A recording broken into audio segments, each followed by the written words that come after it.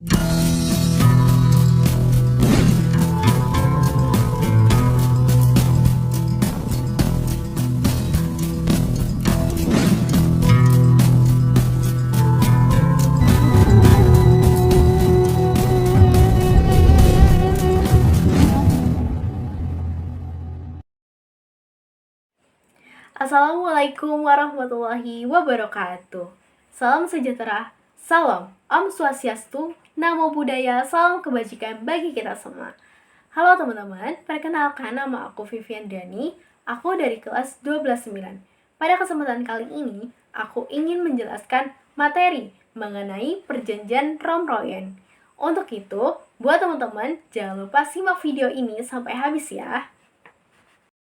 Jadi gini teman-teman, terjadinya perjanjian Romroyen itu adalah Belanda masih belum bisa mengakui kemerdekaan Indonesia. Sebelum terjadinya perjanjian Romroyen itu, ada pun juga perjanjian Linggarjati dan perjanjian Renville.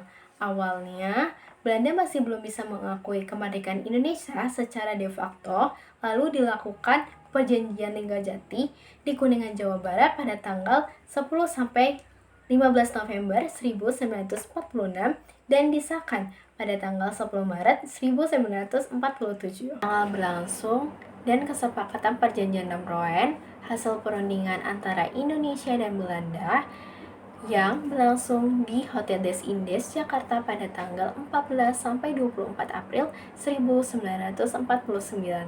Kenapa nama perjanjian Romroyen?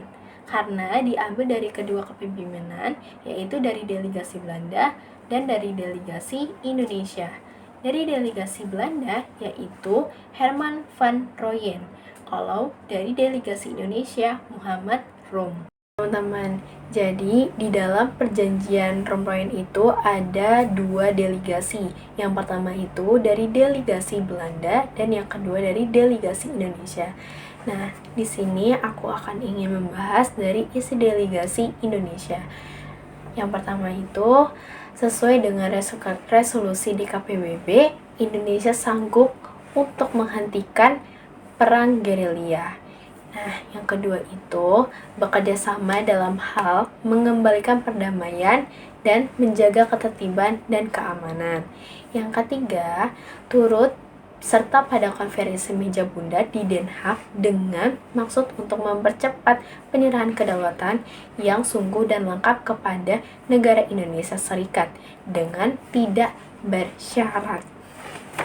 Nah, selanjutnya isi dari delegasi Belanda.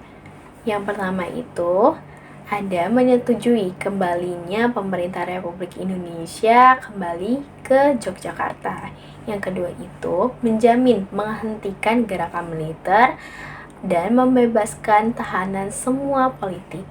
Yang ketiga, tidak akan mendirikan atau mengakui negara yang ada di daerah yang dikuasai Republik Indonesia sebelum pada tanggal 19 Desember 1949. Yang keempat, menyetujui adanya Republik Indonesia sebagai bagian dari negara Indonesia Serikat.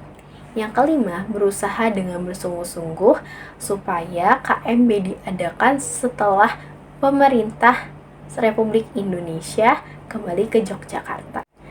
Ada nama para tokoh yang terlibat dalam perjanjian Romroyen. Yang pertama itu ada Muhammad Rom sebagai ketua delegasi. Yang kedua itu ada Ali Sastrodimedjojo sebagai wakil delegasi. Yang ketiga itu ada Dr. Leimena sebagai anggota. Yang keempat itu ada Insinyur Juanda sebagai anggota. Yang kelima itu ada Prof. Mr. Dr. Supomo sebagai anggota. Yang keenam itu ada Mr. Lautuhari sebagai anggota. Yang ketujuh itu ada Sultan Syahrir itu sebagai penasehat. Yang kedelapan itu ada Insinyur Law sebagai penasehat juga. Adapun dampak positif negatif di dalam perjanjian Romroyen. Yang pertama itu ada dampak positifnya itu dapat menyelesaikan masalah dan menghindari agar tidak terjadinya konflik dalam bentuk peperangan angkat senjata antara negara kalangan nasional dan internasional.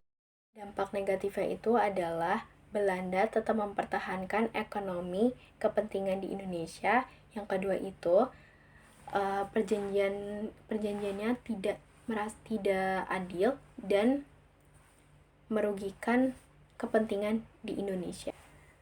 Cukup sekian dari apa yang aku sampaikan. Semoga ilmu yang aku kasih dapat bermanfaat bagi kalian.